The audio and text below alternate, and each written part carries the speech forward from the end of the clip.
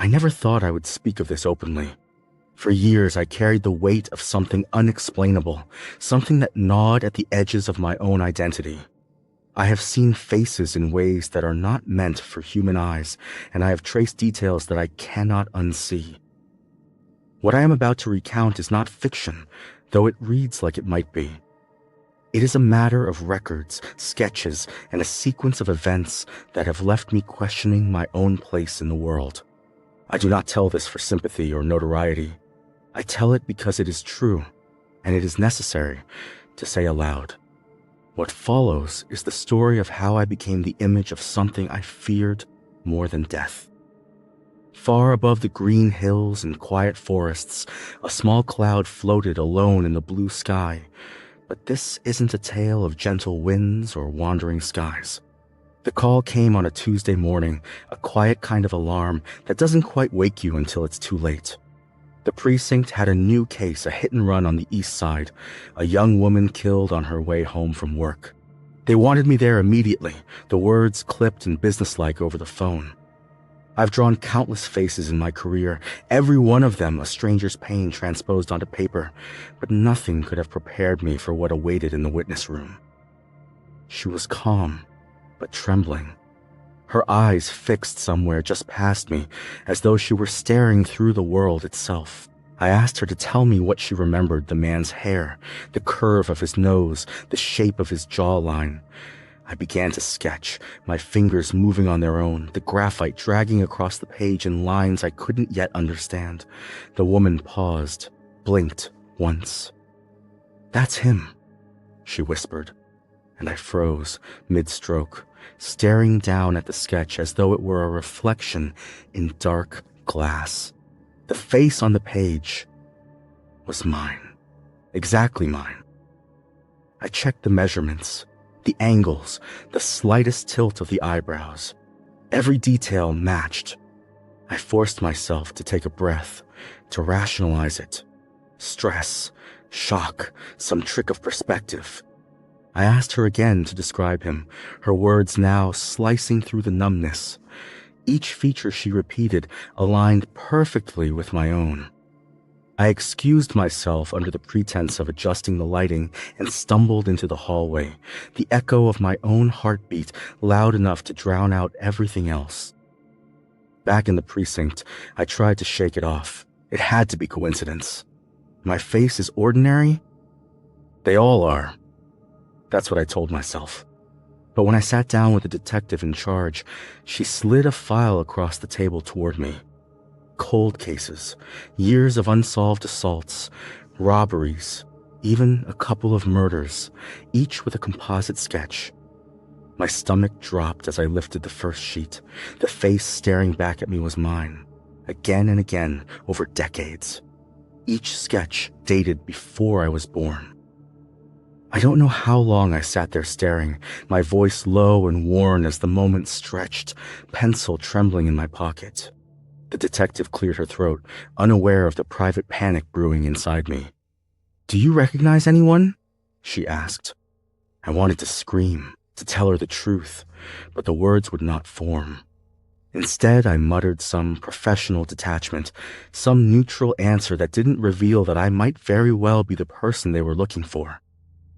When I returned to my apartment, I found myself rifling through old family photos, searching for something, anything that could explain the impossible. My father, long dead, bore no resemblance to me. My mother's side held the same angular jaw, the same eyes, but it didn't account for the dates. I was too young, too new, and yet every sketch, every crime scene composite seemed to trace a path that led to me. Sleep didn't come that night. I kept the sketches on the floor around my bed, staring at them as if sheer will could dissolve the anomaly.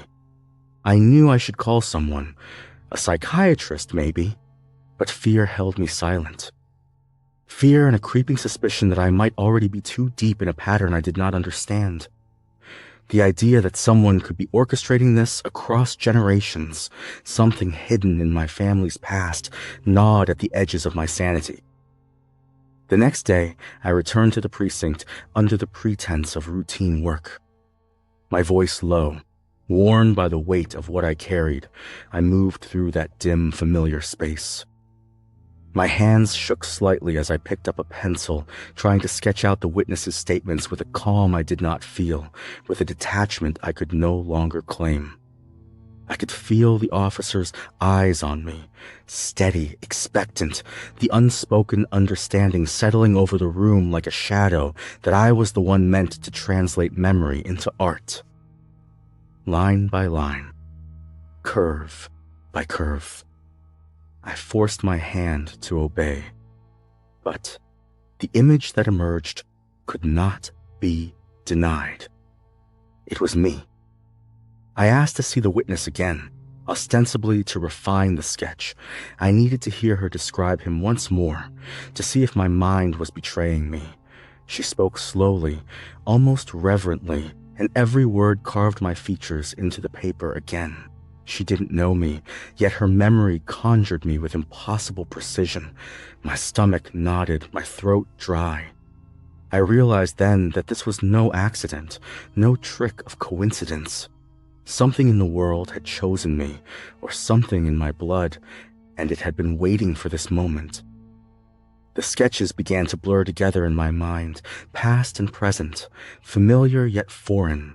I remembered faces in old family albums, vague mentions from relatives of unspoken crimes and rumors of lineage that was always whispered but never named. I thought I had known my own history, but it was shallow, constructed. The deeper truth was buried beneath layers of secrecy, lying dormant until now. I was beginning to see it clearly, and it terrified me. I could not tell anyone, not the detectives, not my colleagues, not even my friends. Each sketch I drew, each witness statement I recorded, felt like digging a grave I was meant to lie in. I began keeping a private ledger, documenting every detail, every composite, every date, and with each entry, the pattern sharpened. The crimes spanned decades, the faces were mine, and the bodies, they didn't care who I thought I was. They had been waiting for me to recognize them. The following week, I buried myself in the archives, spending long hours combing through yellowed files and fading photographs, and every case carried the same unsettling mark, a man with my face, leaving behind a trail of fear and blood, so I tried to explain it away, convincing myself it must be a relative, a grandfather or distant cousin whose likeness had passed down like a curse, but the dates refused to line up, and the deeper I searched, the more that explanation unraveled, until my hands began to shake with each page I turned, and a quiet dread took hold in my chest, because this was no coincidence at all, but a pattern, a lineage of violence, and somehow I was standing directly at its center. I started visiting the crime scenes, alone, under the pretense of research. Each location was etched into memory, yet I felt a strange sense of familiarity, as if my feet had walked there before. The neighbors remembered little, just fragments. A man they thought they recognized, someone who had appeared briefly, always leaving behind unease. I forced myself to blend into the shadows, taking notes, comparing witness statements to the sketches I had recreated. Everywhere I went, I saw myself reflected in the windows, in passing cars, in the glances of strangers. It was an endless loop that made my own face feel alien. At home, I stopped sleeping entirely. My apartment became a map of evidence, with sketches pinned to walls, newspaper clippings arranged by date, and connections marked in red ink. The longer I stared, the more I noticed details I had overlooked, subtle variations in expression, recurring gestures, the faintest scars that seemed to travel through generations. My reflection in the mirror became a source of terror. I couldn't look at myself without imagining the lives I had never lived but somehow knew. Every blink, every twitch of muscle seemed to echo the movements of someone else entirely. I reached out to a genealogist discreetly, hoping for a rational explanation. She dug into birth records, census data, and marriage certificates. What she uncovered was unsettling. There were discrepancies, records that didn't match up, gaps in family history that could not be explained. One line of inquiry led to a sealed document from decades earlier, a note indicating that a child had been adopted under unusual circumstances, but even that did not fully account for what I was seeing. The genealogist, normally meticulous and unshakable, seemed uneasy, her voice low when she warned me that sometimes lineage carries more than genetics. It can carry shadows. The detectives grew impatient with my delays. They wanted the sketch finalized, they wanted leads, and they were increasingly frustrated that the witness had described the suspect with uncanny precision. I felt trapped. Each session with witnesses became unbearable. I had to suppress my own face, to mask the panic rising in my chest while I traced my own features onto paper as if they belonged to someone else. The line between professional duty and personal terror was dissolving. One evening, I found myself unable to continue. The pencil dropped from my hand, the graphite smudging across the sketch like a dark smear of inevitability. At a local library, I stumbled upon old newspaper archives that revealed an even more disturbing pattern. Composite sketches from decades prior, some even dating before I was born, were not isolated incidents. They were part of a series of crimes scattered across multiple states. The witnesses' descriptions always converged on a man with my face, leaving investigators baffled, theories of twins or impersonators circulating quietly behind closed doors. Reading the articles, I felt a chill settle in my spine. I realized that this was not just a family secret. It was a phenomenon that had persisted across generations, meticulously hidden in plain sight. I began documenting my own behaviors, tracking every movement, every impulse, fearful that some part of me was being drawn toward repetition. I noticed subtle patterns, my gaze lingering in ways that mirrored descriptions from witnesses, moments of tension that echoed past crimes, urges that were foreign yet undeniably present. I tried to fight them, but it was exhausting.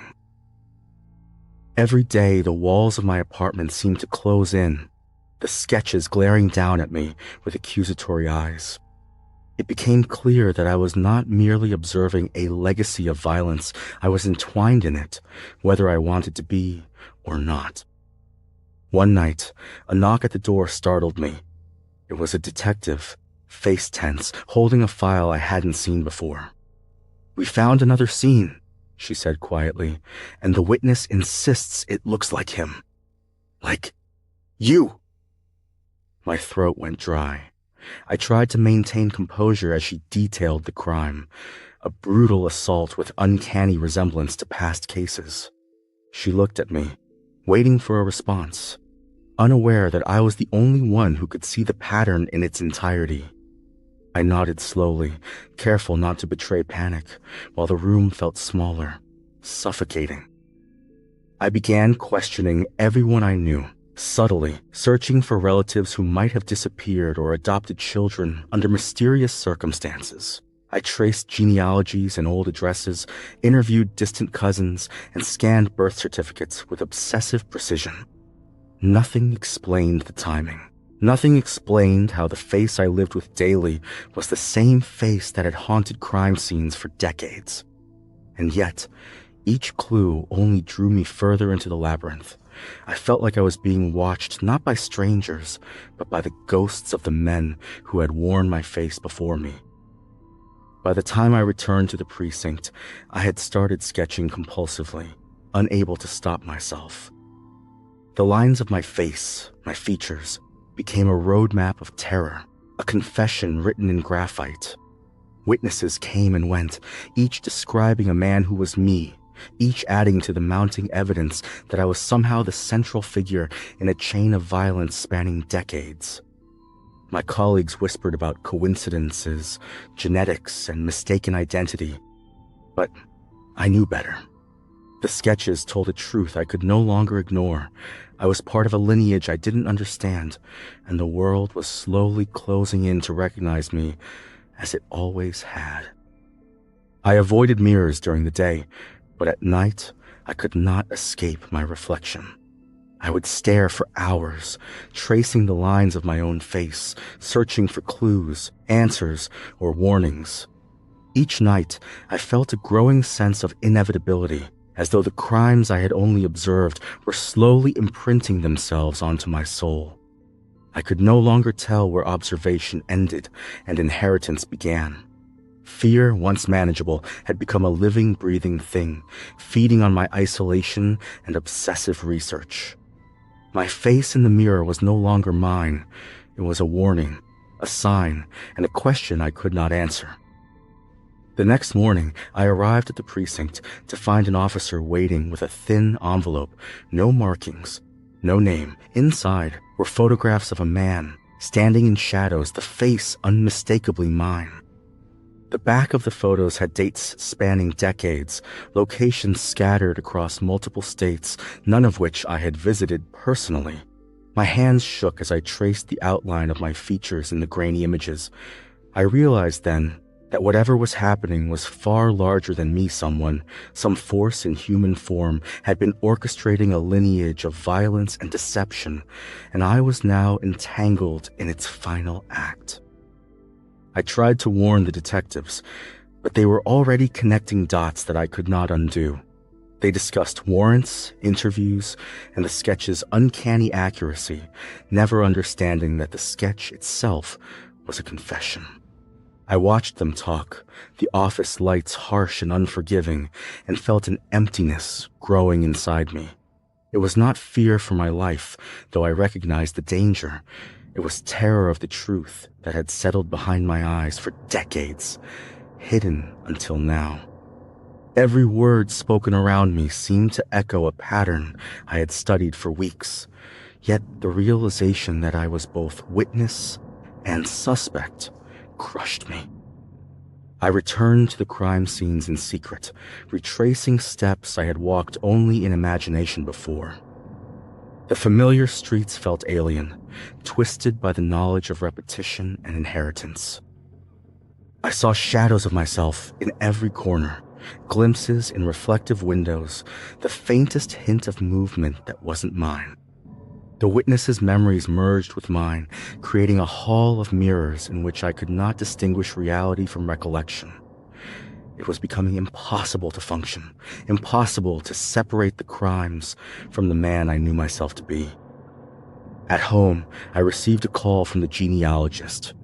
She sounded strained, almost frantic, insisting that I needed to see the documents she had uncovered. They traced an adoption scandal, a chain of clandestine births, and hidden guardianship stretching back nearly a century. The more I learned, the more I understood that my family had been hiding not just crimes, but the repetition of a single identity across time. I had been born into this pattern, surrounded by secrecy, and the police investigation had only activated the trap that history had lain for me. The precinct called again, requesting that I produce a final sketch for the latest witness. My hands were trembling. I could barely lift the pencil. I stared at the blank page, knowing that each line I drew would replicate the face that had haunted decades of crime. The witness described the man slowly, methodically, and I drew without conscious thought, my graphite tracing muscles and bone I had lived with, but could no longer claim as my own. When I lifted the sketch, the detectives leaned in, nodding, satisfied, unaware that I was the only one who knew the horrifying truth. This face, their suspect, was mine. Sleep became impossible. Every corner of my apartment seemed filled with movement, shadows leaning too close, whispers at the edges of hearing.